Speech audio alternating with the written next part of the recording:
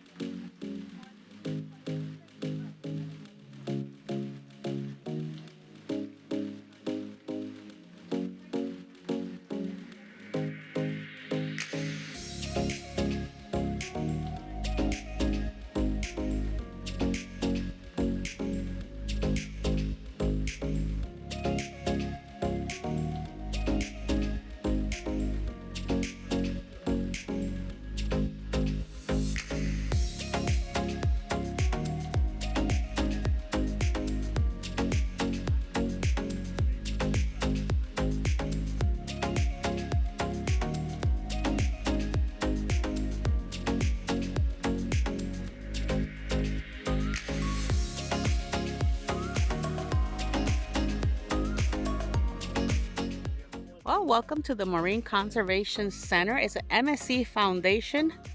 And yeah, we're going to learn a lot of stuff here today. Oh, they even have a dive shop. Look at that. Yesterday, yesterday the Prime Minister was here. Oh, look at the cliffhanger. They're actually up there right now. We just finished doing that today, so you're probably going to already have seen it on today's video. Welcome hub. Ooh, let's see.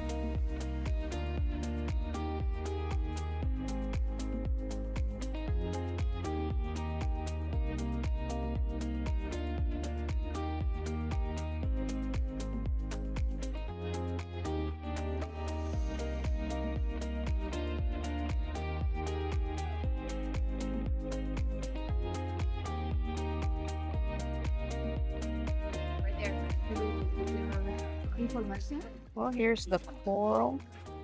Wow, how beautiful. The MSC Foundation's partnered with um, University of Miami, who's doing a lot of work on finding that, and they've been successful to find a genome in stagboard that is resilient against higher temperatures. So again, there's hope. Here at the MSC Foundation, that is a big part of the Super Coral Reef program is to create resilience and diversity on the reefs here in case there are those factors such as storms, heat events. By having these, the diversity of different species expressing different genomes that could resist those temperatures and acidification swings. To get healthy enough to get back onto the reef, the MSC Foundation would like to have 3,000 coral fragments on the onshore nursery, as well as 3,000 fragments on the offshore nursery, which is 1.5 miles in that direction. They would be able to produce 6,000 annually. That is a goal by 2027, and that goal will be pushed higher and higher the more that we bring people on and make more partnerships. So that's why this is so important. The onshore nursery is an extremely critical component of large-scale restoration, and what the MSC Foundation here is amazing as a private company. I work at Nova Southeastern University, and the onshore coral nursery is the academia, of course, so it's very large. It's one of the biggest onshore nurseries in the world, and it's really impressive to see what the MSC Foundation is doing here. If you follow me this way, we'll be heading into the lecture hall. We'll be watching a 5-minute video on the MSC Foundation and the Marine Conservation Center and how it came to be.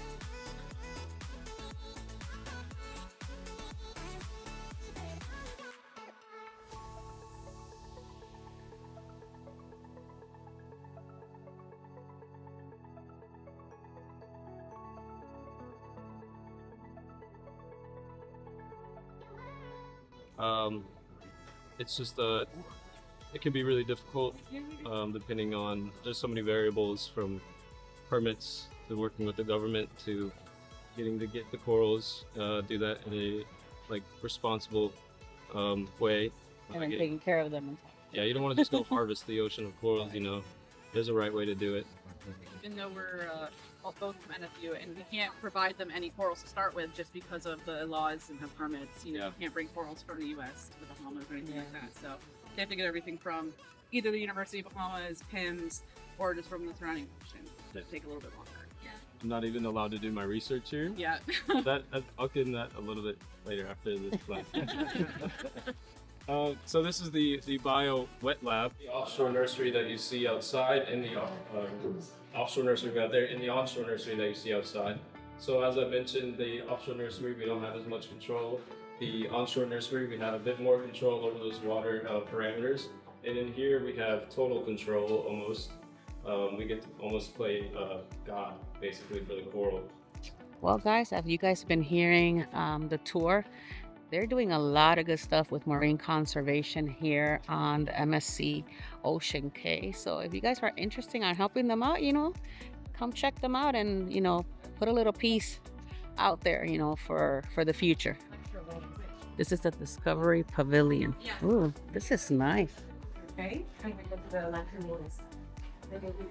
Oh, wow.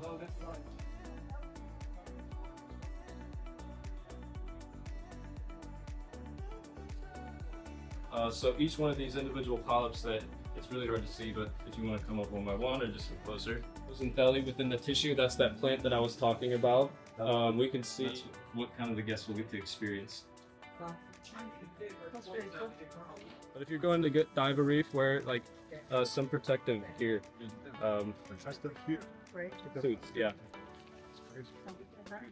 If you do want to help our mission, we do have some MSC Foundation gear inside. Continued support for MSC, getting to know this amazing MSC World America. How are you guys liking her so far?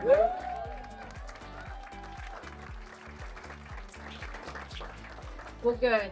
I won't take up much of your time. Hopefully many of you will see in the trade presentation, but again, we know you're busy. We could not do this without you. We would not be here without you. So thank you.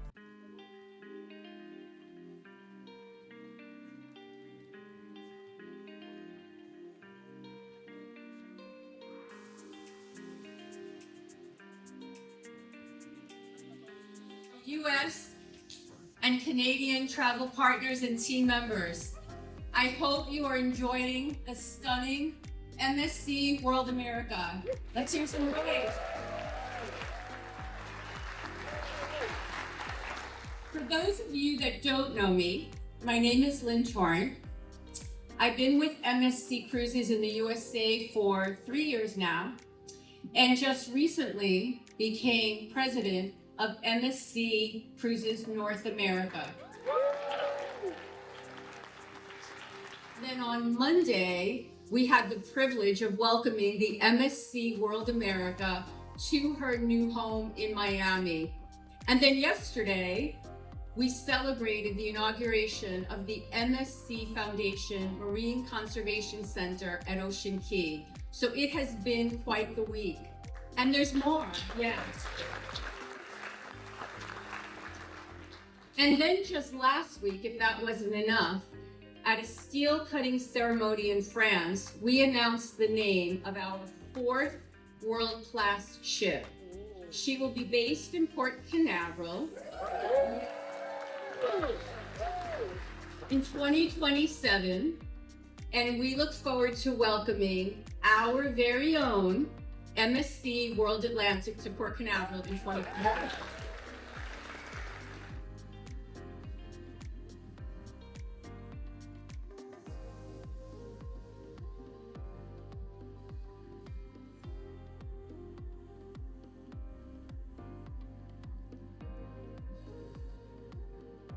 What is the guest currently telling us that is an opportunity in the product for us to do even better and take the platform to new levels?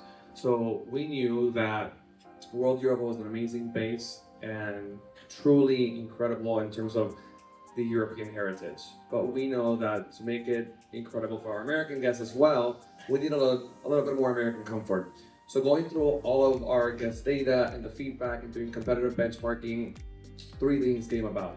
1, new to cruise is extremely important to us, and given the size of the ship, we needed a new way to help our customers navigate the onboard experience and be able to really plan and tailor the vacation to their taste. So this is where the districts came about after doing a lot of benchmarking with theme parks specifically. And the district is a new way to navigate the onboard experience, and we've split it up in terms of who are our main guests tonight. Well, good morning, guys. What a sad day today, but we knew this day was going to come anyways. Just wanted to say we are back now in Miami, back from the World America, guys. You don't understand. We just had such a great time here in the MSC World America, and I can't wait for you guys to see all that it is there to see. So I know that by now you guys saw the tour, all the vlogs, all the fun, and all of that great stuff. I just wanted to say thank you, MSC, for the invite again, and thank you all for watching all of our MSC World America vlog. In the meantime, I have to head back home, sadly, but you know what? We're coming back. We are coming back to World America. That's going to be a later date. I'm going to tell you guys all, but we are going to be coming back around, and we're going to check the world again when it's a little bit more seasoned. So stay tuned to that information. And in the meantime, I will see you later. Welcome back to Miami, right? What can you say? And then until the next one, I love you guys all to the moon and back. I will see you on the next one. Toodles!